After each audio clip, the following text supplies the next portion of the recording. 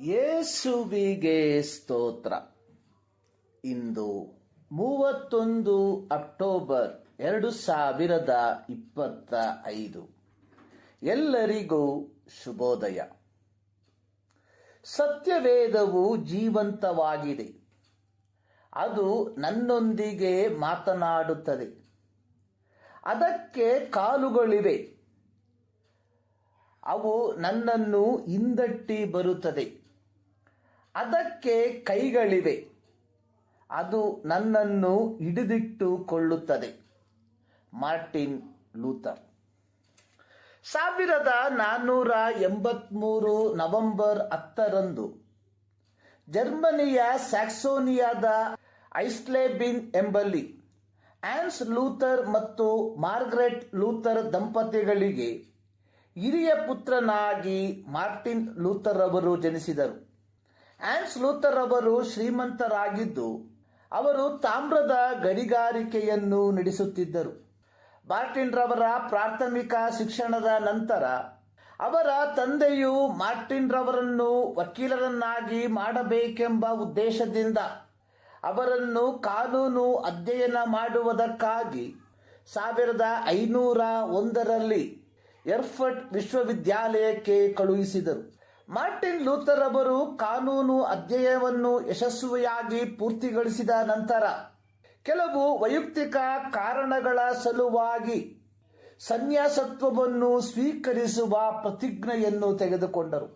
ಯಶಸ್ವಿ ಉದ್ಯಮಿಯಾಗಿದ್ದ Hans Luther ಅವರು ತಮ್ಮ ಮಗನನ್ನು ಉತ್ತಮ ವಕೀಲನನ್ನಾಗಿ ಕಾಣಬಯಸಿದರು. ಇದು ಅವರ ಕುಟುಂಬದ ಸ್ಥಾನಮಾನವನ್ನು ಹೆಚ್ಚಿಸುವಂತದ್ದು ಆಗಿತ್ತು. ಲಾಭದಾಯಕ ವೃತ್ತಿಜೀವನವನ್ನು ಬಿಟ್ಟು ಮಾರ್ಟಿನ್ ಲೂಥರ್ ಅವರು ಸನ್ಯಾಸತ್ವವನ್ನು ಸ್ವೀಕರಿಸುವ ಪ್ರತಿಜ್ಞೆಯನ್ನು ತೆಗೆದುಕೊಂಡದ್ದು ಹ್ಯಾನ್ಸ್ ಲೂಥರ್ ಅವರಿಗೆ ಮಗನೊಂದಿಗಿನ ಸಂಘರ್ಷಕ್ಕೆ ಮನಸ್ತಾಪಕ್ಕೆ ಕಾರಣವಾಯಿತು. 1505ರಲ್ಲಿ ಮಾರ್ಟಿನ್ ಲೂಥರ್ ತನ್ನ 22ನೇ ವಯಸ್ಸಿನಲ್ಲಿ ಅಗಸ್ಟೇನಿಯನ್ ಮೊನಾಸ್ಟರಿ ಮಠವನ್ನು ಪ್ರವೇಶಿಸಿ ಸನ್ಯಾಸ ಜೀವನವನ್ನು ಆರಂಭಿಸಿದರು. ನಂತರ ಅವರು ದೈವಶಾಸ್ತ್ರ ಅಧ್ಯಯನವನ್ನು ಪೂರ್ತಿಗೊಳಿಸಿ 1507ರಲ್ಲಿ ಸೇಂಟ್ ಮೇರೀಸ್ ಕೆಥೆಡ್ರಲ್ನಲ್ಲಿ ಪಾದ್ರಿಯಾಗಿ ನೇಮಕರಾದರು. 1510ರಿಂದ ಅವರು ತಮ್ಮ ವಿದ್ಯಾರ್ಥಿಗಳಿಗೆ ಕೀರ್ತನೆಗಳ ಸಂಗ್ರಹ, ರೋಮಾಪುರದವರಿಗೆ ಬರೆದ ಪತ್ರಿಕೆ, ಗಲಾತ್ಯದವರಿಗೆ ಬರೆದ ಪತ್ರಿಕೆ ಮತ್ತು ಇಬ್ರಿಯರಿಗೆ ಬರೆದ ಪತ್ರಿಕೆಗಳ ಅಧ್ಯಯನವನ್ನು ಆರಂಭಿಸಿದಾಗ ತಾನು ಒಳಗೊಂಡ ಪಂಗಡವು ಅನುಷ್ಠಾನಗೊಳಿಸಿರುವ ಪಶ್ಚಾತ್ತಾಪ ಮತ್ತು ನೀತೀಕರಣ ಎಂಬ ಪದಪ್ರಯೋಗದ ವಿವರಣೆಯು ಸತ್ಯವೇದದ ಬೋಧನೆಗಳಿಗಿಂತ ವ್ಯತಿರಿಕ್ತವಾಗಿದೆ ಎಂದು ಮನಗಂಡರು.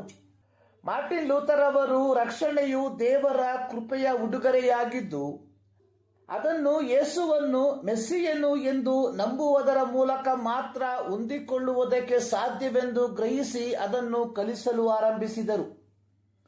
ರೋಮಾಪುರದವರಿಗೆ ಬರೆದ ಪತ್ರಿಕೆ 10ನೇ ಅಧ್ಯಾಯದ 9ನೇ ವಾಕ್ಯದಲ್ಲಿ ಬರೆದಿರುವಂಥದ್ದು, ನೀನು ಯೇಸುವನ್ನು ಕರ್ತನೆಂದು ಬಾಯಿಂದ ಅರಿಕೆ ಮಾಡಿಕೊಂಡು ದೇವರು ಆತನನ್ನು ಸತ್ತವರೊಳಗಿಂದ ಎಬ್ಬಿಸಿದನೆಂದು ಹೃದಯದಿಂದ ನಂಬಿದರೆ ನಿನಗೆ ರಕ್ಷಣೆಯಾಗುವುದು. 1516ರಲ್ಲಿ ದೇವಾಲಯವನ್ನು ಪುನರ್ನಿರ್ಮಿಸಲು ಹಣವನ್ನು ಸಂಗ್ರಹಿಸಲು ಜೋಹಾನ್ ಟ್ಯಾಟ್ಜೆಲ್ ರವರು ಜರ್ಮನಿಗೆ ಭೇಟಿ ಕೊಟ್ಟು ಪಾಪದ ತಾತ್ಕಾಲಿಕ ಶಿಕ್ಷೆಯ ಪರಿಹಾರದ ಹೆಸರಿನಲ್ಲಿ ಹಣವನ್ನು ಸಂಗ್ರಹಿಸಲು ಪ್ರಾರಂಭಿಸಿದರು.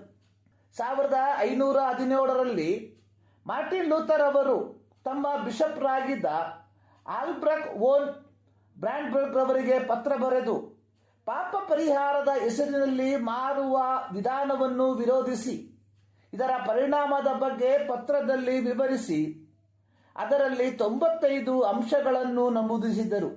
ಬಿಷಪ್ ರವರಿಂದ ಯಾವ ಪ್ರತಿಕ್ರಿಯೆಯೂ ಬಾರದೆ ಹೋದಾಗ 1517 ಅಕ್ಟೋಬರ್ 31ನೇ ತಾರೀಕಿನಂದು 95 ಅಂಶಗಳನ್ನು ಪ್ರಬಂಧಗಳನ್ನು ಒಳಗೊಂಡ ಪಟ್ಟಿಯನ್ನು ಮಾರ್ಟಿನ್ ಲೂಥರ್ ಅವರು ವಿಟನ್ಬರ್ಗ್ನಲ್ಲಿದ್ದ ಆಲ್ ಸೇಂಟ್ಸ್ ಚರ್ಚ್ನ ಮುಖ್ಯ ದ್ವಾರಕ್ಕೆ ಮೊಳೆಜಡಿದು ಅಂಟಿಸಿದರು. ಈ ಒಂದು ಆಂತರಿಕ ಸಂಘರ್ಷಣೆ ನಂತರ ಒಂದು ಪ್ರೊಟೆಸ್ಟೆಂಟ್ ರಿಫಾರ್ಮೇಷನ್ ಆಗಿ ಪರಿವರ್ತನೆಗೊಂಡಿತು. ಈ ಒಂದು ಪ್ರೊಟೆಸ್ಟೆಂಟ್ ರಿಫಾರ್ಮೇಷನ್ 19 ಮತ್ತು 20ನೇ ಶತಮಾನಗಳಲ್ಲಿ ಸತ್ಯವೇದದ ಭಾಷಾಂತರಕ್ಕೆ ಮತ್ತು ಪ್ರಪಂಚದ ವಿವಿಧ ಸ್ಥಳಗಳಿಗೆ ಮಿಷನರಿ ಸೇವೆಯ ಆರಂಭಕ್ಕೆ ನಾಂದಿಯಾಯಿತು.